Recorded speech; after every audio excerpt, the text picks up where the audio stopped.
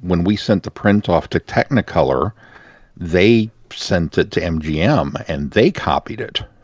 Now, Warner has the backing because they released first. But I'm looking at the structure of this cartoon, and it feels Tom and Jerry. There, just the mouse dynamic with Bugs, and even the jokes are a little more mean-spirited. And you know how Bugs kind of has that split personality, where he's the practical joker that we all know and love, but then some of the early ones, he's kind of the instigator and a jerk. Uh-huh. And he could go either way. Well, this one definitely fits more into the early Bugs, even though it's the character design of the later Bugs, which doesn't jive for me. It doesn't feel like Bugs Bunny. It doesn't feel like a Bugs Bunny cartoon. And I'm really kind of wondering, I need to do more research into this to find out who came first. Apparently nobody knows. It's just been this big, the animation studios have been pissed at each other for years because of this thing.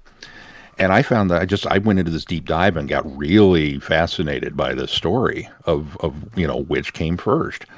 But for my money, I think Tom and Jerry has it first. But I will also freely admit that could be the memory cheats, because I may have seen the Tom and Jerry one first as a kid.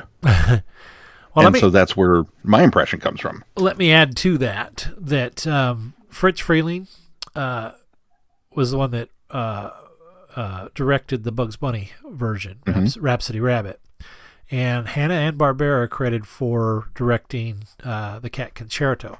And Hanna-Barbera have been, what do I want to say? They have been behind the back. First accusation? Yeah, they've been behind the back accused of stealing. And in fact, in the 1970s and 80s, they admitted that they just were carbon copying other cartoons. Now, this was in the 70s for television, for Saturday morning television, but they were carbon copying a lot of stories just to get the cartoons out there before anybody else.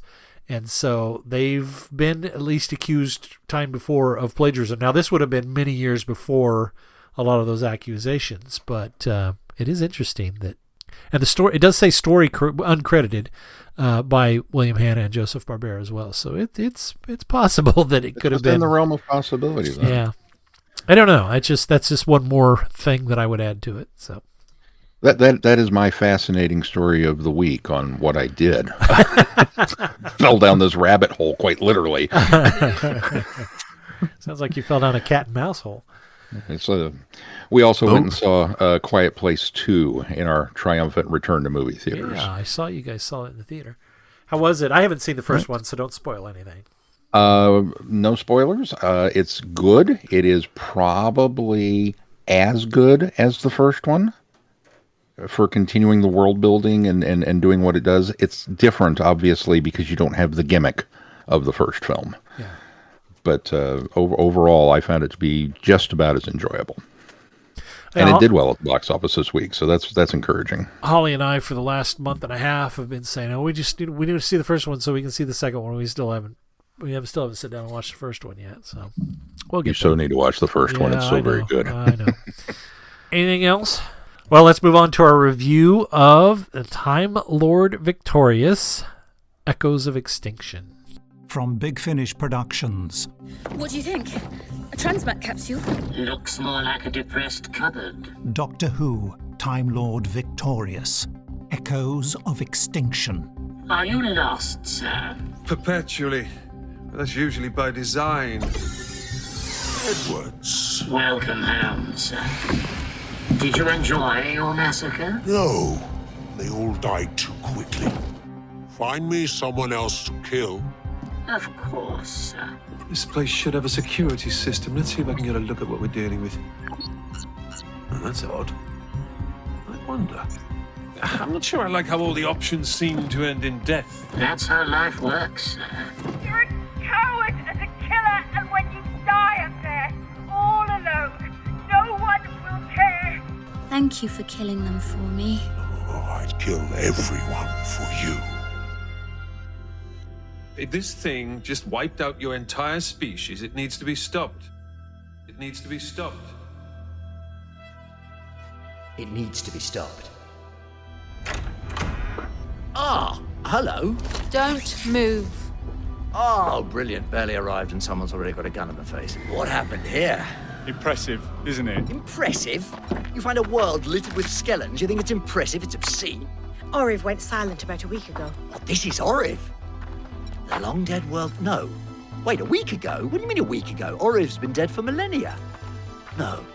A week? No, definitely millennia.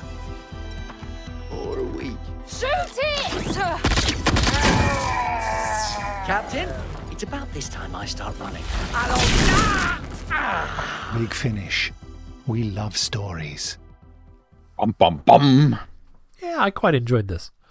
What I really enjoyed about it, and not that I wouldn't have liked more story, but what I really liked about it was the short nature of it. The fact that one story is 30 minutes and the other story is 30 minutes, and they kind of loop around each other and connect. I know it was intended so you could listen to either side first, but I really don't think that's the case. I would agree. I think you really do need to hear 8th Doctor before you can go to 10. I would agree, and anybody that's listened to this is going to get spoiled in the story anyway. But if you haven't listened to it yet, I would highly suggest that you start with the 8th and go on to the 10th after that, because I agree. I thought back over it after it was done, and I thought, okay, I can see why they say it can be done either way, but it really feels more linear than they're making it out to be. And I agree. I think that you have to do 8 first. It's kind of like all of Time Lord Victorious. You can do it in any order, but it's probably better to do it in this specific order. Just because you can doesn't mean you should.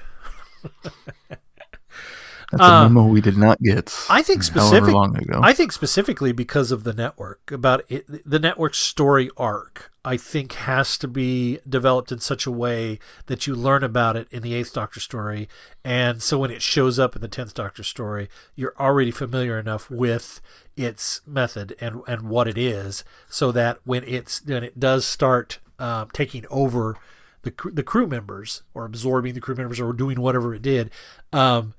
It makes sense to you, duplicating them, and it doesn't have. You don't have, or I guess it was duplicating itself within them, and you don't have. It. I felt like I would have been very confused had I not learned about the nature of this thing in the McGann story. Yeah, I mean, there's enough there that would make me intrigued, and I'd be pleasantly surprised to learn about it in the McGann story. But I think knowing about it in advance helps me understand what's going on better. Yeah. I also think the mystery element of the McGann story works better listening to it first. Yeah. I think if you went into it knowing what this thing was, it might detract a little bit from the proceedings. I could be wrong because, well, I didn't. I listened to them again first. But well, and when it's, the mystery is also about Jasmine too, so that part at least is not ruined by part 2. That's true. That's true. Yeah.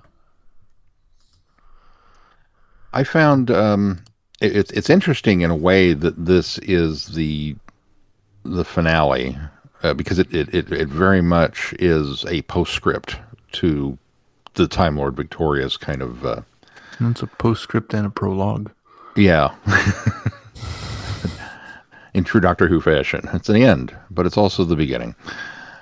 But it's I thought it set things up nicely and kind of tied them off nicely with a bow. It is one of the first ones that I feel like we've gotten. I have to be careful with how I say this. An appropriate response from the Doctor. Because one of my complaints, specifically with 10 throughout Time Lord Victorious, has been that he's kind of risen to these manic highs, but it's not. It hasn't necessarily felt justified.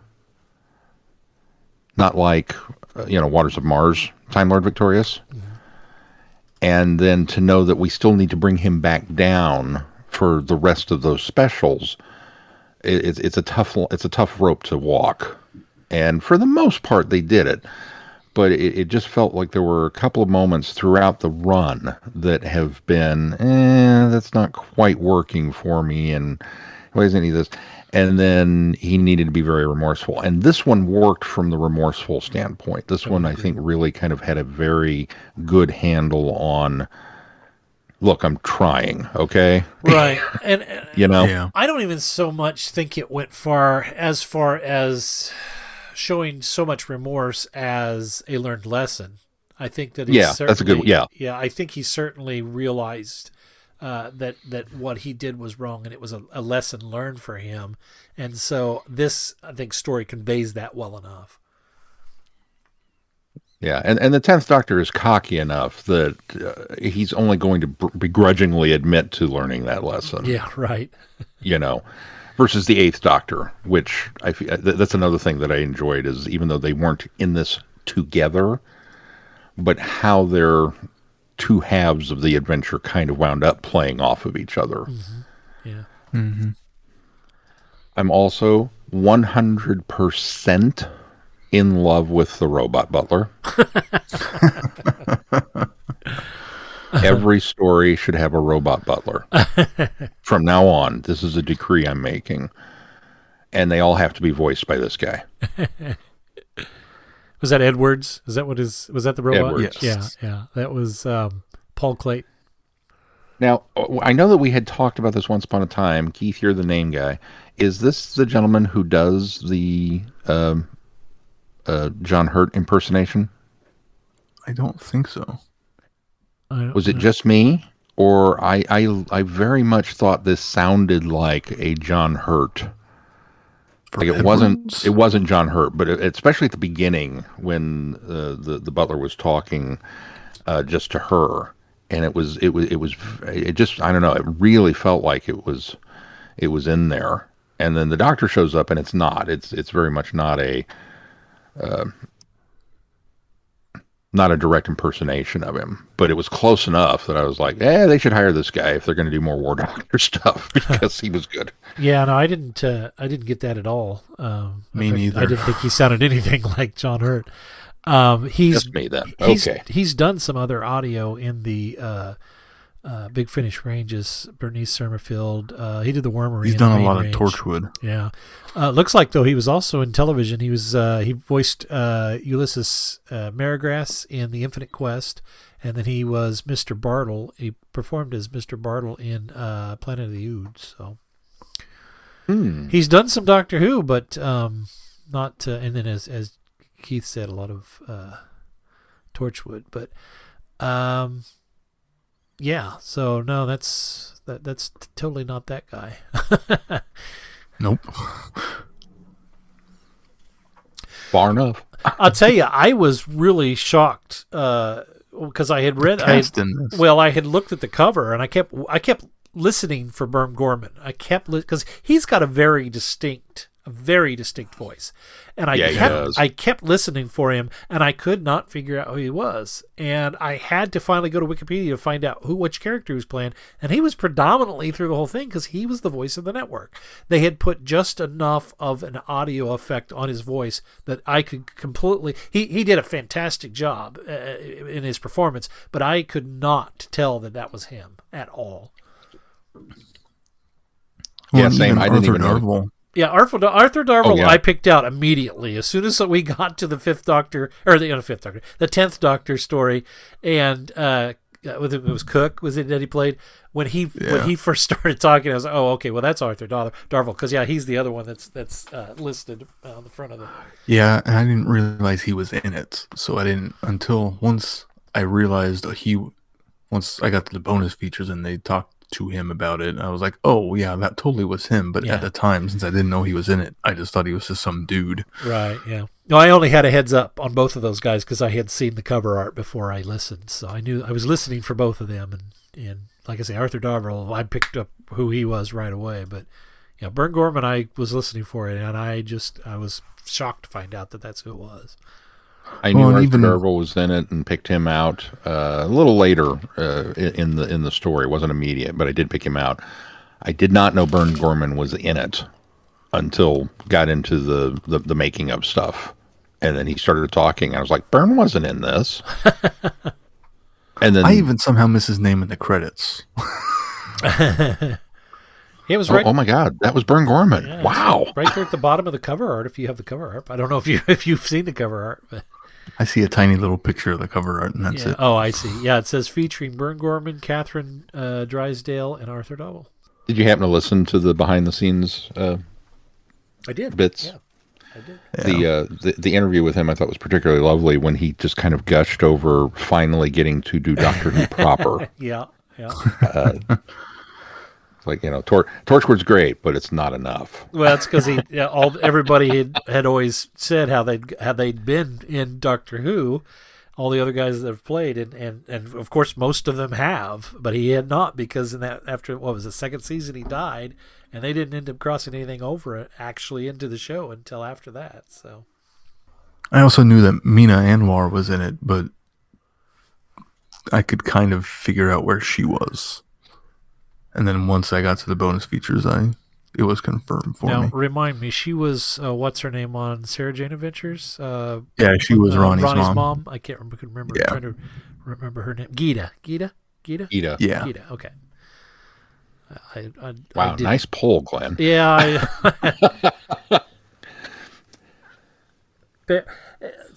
Sometimes I'm good with names, and sometimes I'm not. But some people's names stick out, and her name has always stuck out for me. So I just really enjoyed the story. I thought it was exceptionally well done.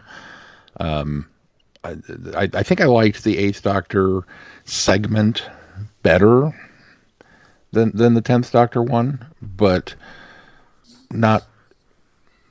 I mean, I just think I gravitate probably more to that type of story, maybe than the other.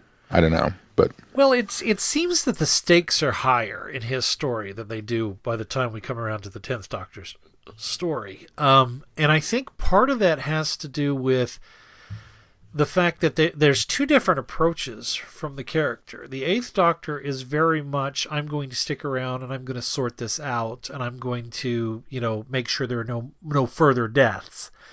And the 10th Doctor is more of a get away from the situation and try to keep the people closest to him out of danger, and failing miserably, might I add. But so I think that's why I like the Eighth Doctor's story, because it felt like the stakes were higher, even though the Doctor was, I don't want to say it was being more reckless, was being more bold and going in there. So, well, and I think that I like the Eighth Doctor story a little bit better also because of the mystery that's you're discovering of what's going on, of what is this monster? Oh, it's not really a monster, and who is this woman, and why is she being basically held prisoner on this ship? And you kind of see, okay, yes, they have done bad things, but for at least in her mind, good reason. And then what's been happening with the messages has caused this creature to think it's a monster, even though it wasn't originally. And so there's a lot of nuance and subtlety and depth to the Eighth Doctor story, where the 10th Doctor story is mercenaries trying to find this weapon in order to sell it. Yeah. It's a lot more action. It's a lot more backdraft of what's happened previously, the fallout, and it's not quite as complex, and it's a bit more of a popcorn story, whereas the Eighth Doctor is more the meal. Yeah. Very good analogy. It also gives us characters to be a little more sympathetic with. You end up being more sympathetic with the network and for what's her name, because of the fact that their backstory is somewhat tragic in the way they came about, how it came about to the situation they are now. So you're a little bit sympathetic. You're not so sympathetic with the mercenary characters, because there's a lot of that greed involved, and that captain does continue to put forth as though very selfishly, and in fact, when I think it's Cook that picks it out, that says, well, she keeps saying, when she kept emphasizing, she wasn't saying the number split 3 ways. She just kept saying the amount that they were going to get out of it. So, yeah. So there's characters, I think, that you maybe, I don't know if sympathy is the right saying, but you at least empathize with them. And mercenaries are tough to write because they tend to fall into either inept or so short-sighted. Yeah, very very disreputable and unlikable. Yeah. or the you have a heart of gold kind of fun ones. Right. I think it was a nice wrap up, and of course we're going to talk a little bit more, Time Lord Victorious as a whole next week. But I thought it was a nice kind of wrap up, maybe a nice crossing of the T's and dotting the I's, especially in, as you had pointed out, Sean, sort of bringing the 10th Doctor down and bringing him sort of around full circle before, the next obvious step in his progression would be back into when the specials pick up in the series. But I also think it gives McGann's Doctor a lot of freedom to explore the character a little more and give us more of what we expect from McGann, from the Eighth Doctor, but also make it almost solidifies his steadfastness with making sure that he corrects things and gets things done right. And I really like the direction they've taken the Eighth Doctor, and this just keeps us on that same path. Agreed. And it's kind of interesting seeing where the Eighth Doctor is now, and then stepping back and taking a bigger look at the Doctor as a person, to see him here, and then to see how far he's fallen to come back up from where he is at the 10th Doctor spot. The fact that of the Time War, and then the Ninth Doctor and everything the 10th Doctor went through. Also, it makes it, putting the two characters together makes it an interesting comparison. Yeah.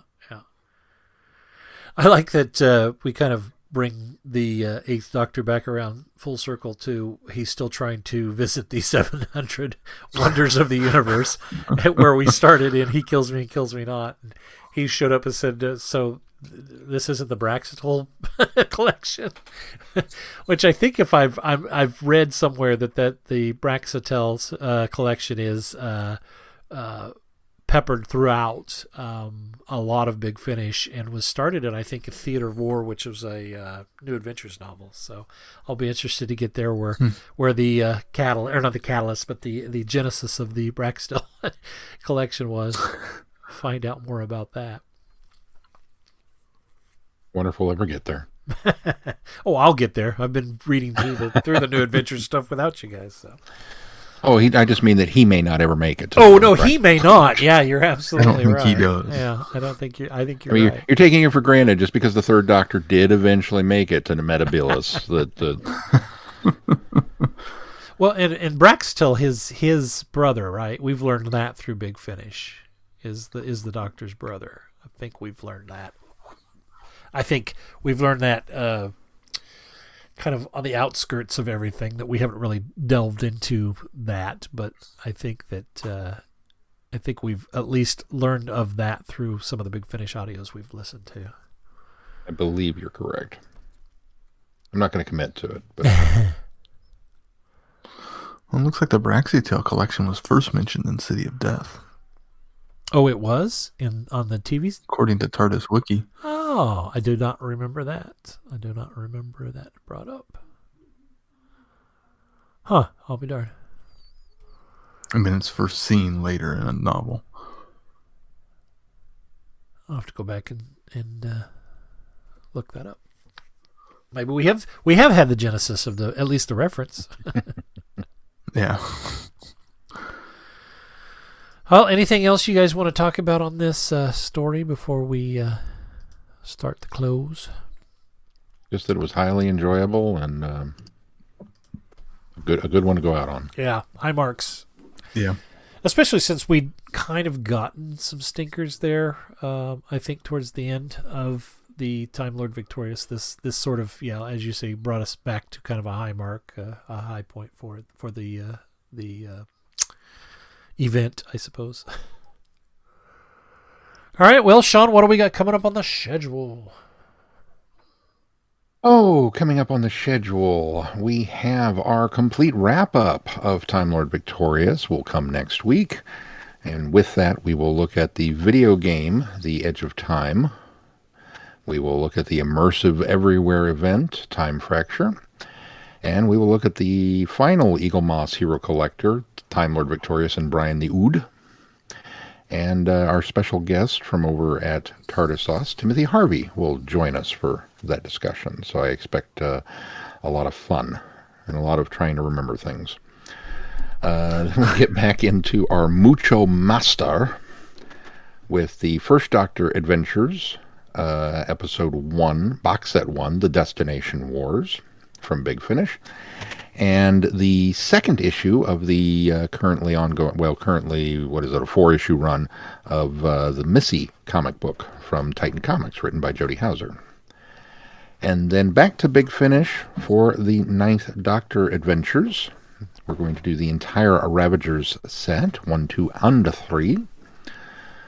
And then, you choose what we do next, because it's another Lost in Time, but we have set it up for Voter's Choice. So make sure you get on and do the poll thing and let us know what you want to see and hear of the ones that are left. Oh, and then there's an epiversary or something. It's got a big number in it. I can't tell. I can't count that high. I ran out of fingers and toes. So. Yeah, be sure you check on the polls that we have on our website, on Facebook, and on... did I put it somewhere else? I think that was it. Our Facebook and our... on our website. Yeah.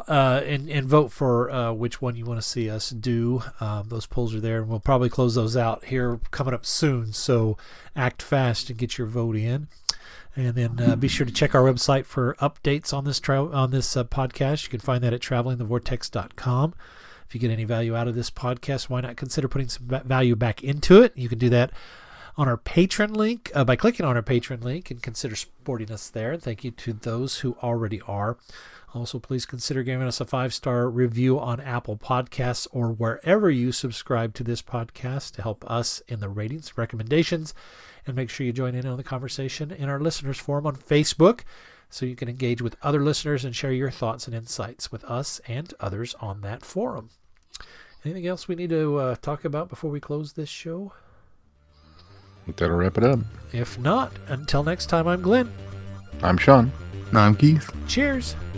Good night, everybody. Be seeing you. Thanks for listening. You have been listening to Traveling the Vortex. Doctor Who and all of its associated programs are owned and trademarked by the BBC. No infringement is intended or implied.